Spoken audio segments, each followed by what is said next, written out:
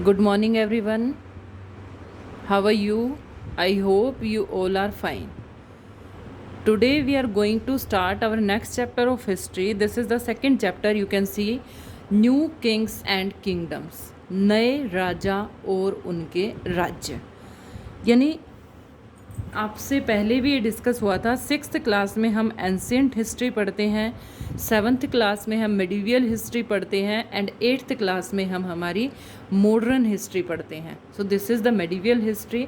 यहाँ पर हम राजाओं के बारे में पढ़ेंगे कि जो नए राजा थे वो कैसे थे, कैसे अपना शासन चलाते थे, क्या क्या उन्होंने रूल बना रखे थे, किन चीज़ों का वो यूज़ करते थे, कैसा उनका साम्राज्य होता था, शासन होता था, वो फैला हुआ था और किस तरह से वो अपने साम्राज्य को चलाते थे। ये सब चीज़ें हम इसमें पढ़ेंगे।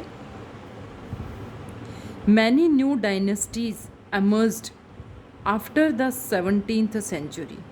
नए नए शासक, नए नए डायनेस्टीज उभर रहे थे। कौन सी सेंचुरी के बाद? आफ्टर द 7th सेंचुरी, 7वीं शताब्दी के बाद। Map 1 show the major ruling dynasties in different parts of the subcontinent between the 7th and the 12th century. ये नीचे जो आप मैप देख रहे हैं, इस मैप में 7th सेंचुरी से लेकर 12th सेंचुरीज तक की चीज़ों को दिखाया गया है। कौन कौन से इसमें राज्य हैं, कौन कौन से राजा वहाँ पर राज करते थे। ये देखिए, एक जगह इंद्रप्रस्थ भी लिखा हुआ है। इंद्रप्रस्थ यानी पांडवों के समय में जो दिल्ली थी, उस दिल्ली का यहाँ पर ये नाम दिखाया गया है।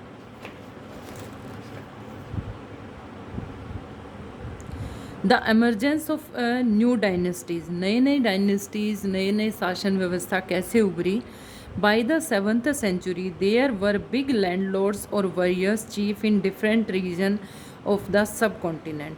7th सेंचुरी के दौरान बहुत बड़े बड़े लैंडलॉर्ड्स होता है, जो भूमि के मालिक होते हैं, जमींदार होते हैं, और वॉरियर जो ये सेना में योद्धा होते हैं, ये अलग अलग जगहों पर उभर रहे थे। Existing kings often acknowledged them as their subordinate और सामंत। राजाओं ने इन्होंने अपने एक सबॉर्डिनेट यानी जो उनको सपोर्ट करता है काम में, और सामंत भी कह सकते हैं, इस तरह से राजाओं ने उनको अपॉइंट कर रखा था। देवर एक्सपेक्टेड, राजा उनसे एक्सपेक्ट करते थे, to bring gifts for their king और overlords by be present at their courts and provide them with military support। अब राजा उन लोगों से, सामंतों से क्या उम्मीद करते थे? राजा उम्मीद करते थे कि जब भी उन्हें बुलाया जाए वो कोर्ट में उपस्थित हों, राजाओं की सहायता करें सेना से, और राजाओं के लिए गिफ्ट लेकर आएँ। As samanta gained power and wealth. लेकिन जो ये सामंत थे, कई जगह पर ये सामंत बहुत ज़्यादा ताकतवर हो जाते थे, बहुत पैसा हो जाता था इनके पास। दे डिक्लेयर्ड, वो अपने आप को घोषित कर देते थे, themselves to be Mahasamanta, Mahamandaleshvara, the great lord of a circle of reason.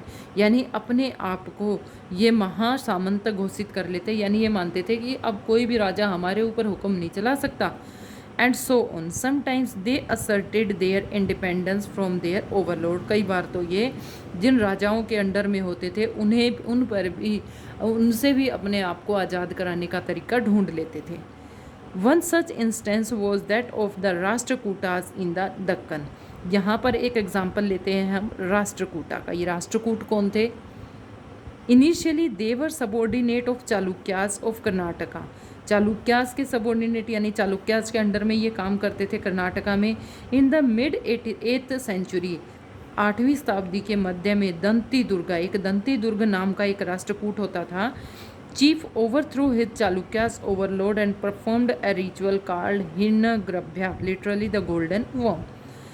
एक राष्ट्रकूट होता था दंती दुर्ग नाम का, उसने अपने आप को चालुक्यों से आज़ाद कराया। उसने कहा कि मैं किसी का भी शासन अपने ऊपर नहीं मानता, और उसने एक रिचुअल यानी एक रिचुअल करवाया, एक रीति होती है ये, उसमें अपने आप को उसने एक, जिस तरह से पहले राजा वो करते थे, यज्ञ करते थे कि कोई भी उनके अगर किसी घोड़े को पकड़ता है तो वो उससे लड़ाई करेगा। तो अपने आप को महाराजा स्थापित करने के लिए उसने भी, दंती दुर्गा ने भी, एक हिरण्यगर्भ नाम का एक, जो इसको गोल्डन वोम्ब बोलते हैं, गर्भ बोलते हैं, वो रिचुअल करवाया। When this ritual was performed, जब ये रिचुअल हो रहा था, विद द हेल्प ऑफ ब्राह्मणों की मदद से होते थे उस समय सारे काम। It was to be to land to the rebirth of the sacrificers as a Kshatriya even if he was not one by birth. ये लोग इस तरह से क्यों कराते थे, क्योंकि उस समय जो ये दंती दुर्ग होता था, ये क्षत्रिय ना होते हुए भी अगर कोई भी व्यक्ति इस तरह का कोई भी रिचुअल करा लेता था हिरण्यगर्भ, तो वो जन्म से क्षत्रिय ना होते हुए भी अपने आप को क्षत्रिय बना सकता था। उस समय के ये रीति रिवाज होते थे कि कोई भी अगर इस रिचुअल को पूरा कर देता था, हिरण्यगर्भ नाम के रिचुअल को, तो वो अपने आप को क्षत्रिय मान सकता था। क्षत्रिय होते हैं जो युद्ध लड़ते, युद्ध करते हैं, युद्धों में जाते हैं। इन अदर केसेस, दूसरे केसेस में men from enterprising families use their military skill to carve out kingdom. For instance the Kadamba Mayurasharman and the Gujjar Pratihara Harishchandra were Brahmins who gave up their traditional profession and took to arms। अब देखो और भी कई जगह पर ऐसा काम किया गया। ये कहने को तो ब्राह्मण थे, लेकिन उन्होंने ब्राह्मण के काम को छोड़ा, अपने प्रोफेशन को छोड़ दिया और हथियार उठाए, यानी अपने आप को क्षत्रिय इन्होंने बनाया। सक्सेसफुली इस्टेब्लिश, उन्होंने सक्सेसफुली राज किया, अपने आप को क्षत्रिय स्थापित करके उन्होंने काफ़ी लंबे समय तक राज किया। Kingdoms in Karnataka and Rajasthan respectively, Karnataka में और राजस्थान में इन्होंने तब राज किया। एडमिनिस्ट्रेशन इन द किंगडम, अब राजा तो हो गए, अब इन राजाओं का जो एडमिनिस्ट्रेशन होता था, एडमिनिस्ट्रेशन होता है शासन। ये शासन किस तरह से चलाते थे, शासन व्यवस्था कैसी होती थी इन द किंगडम्स, राज्यों में। Many of new kings adopted high sounding titles such as महाराजा धीराजा। बहुत सारे राजाओं को बड़ा शौक होता था कि उनको नए नए टाइटल दिए जाएं। महाराजा धीराज, अगर आप कोई मूवी देखते हैं या कोई सीरियल वगैरह आते हैं राजाओं के महाराजाओं के, तो उसमें कई बार राजाओं को महाराजा धीराज कह के भी पुकारा जाता है। इससे राजा बड़े खुश होते हैं। ग्रेट किंग, ओवरलॉर्ड और किंग यानी राजाओं का राजा। Tribhuvana Chakravarti, lord of the three worlds. Tribhuvan means तीनों लॉर्ड ऑफ थ्री वर्ल्ड्स, तीनों संसार का देवता। एंड सो ऑन, इस तरह से काफ़ी सारे नाम उस तरह से राजाओं को दिए जाते थे। However in spite of such claim, इन क्लेम के अलावा भी they often shared powered with their samantas as well as association of peasants, traders and Brahman. ये ब्राह्मण के साथ भी, क्षत्रियों के साथ भी, उनके साथ भी अपनी पावर की शेयरिंग करते थे। In each of these state resources were obtained from the producers. इन भी स्टेट में जो रिसोर्सेज होते थे, जो संसाधन होते थे, वो इन्हीं लोगों से तो आते थे। कौन कौन थे वो लोग? These were peasants, cattle keepers, artisans who were often persuaded और compelled to surrender part of what they produce. उस समय राजा इन लोगों को बाध्य करते थे कि इन्होंने जो भी अपने यहाँ पर उपजाया है वो सारा का सारा वो राजाओं को जमा कराएं। Sometimes these were claimed as rent due to a lord who asserted that he owned the land.